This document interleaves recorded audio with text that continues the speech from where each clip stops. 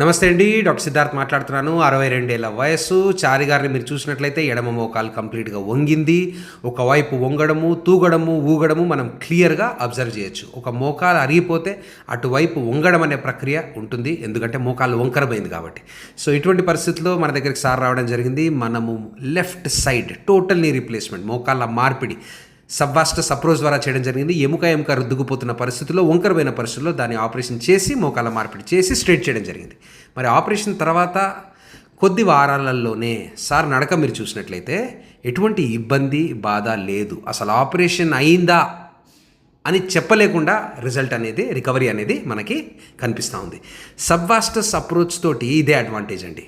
ఎప్పుడైతే మన మోకాల మార్పిడి కండ కొయ్యకుండా, అంటే లోపట మాంసపు కండ క్వాడ్రిసెప్స్ టెండన్ అది కోయకుండా చేసుకుంటామో రిజల్ట్ ఇంత బాగుంటుంది. Good luck, take care everyone and God bless.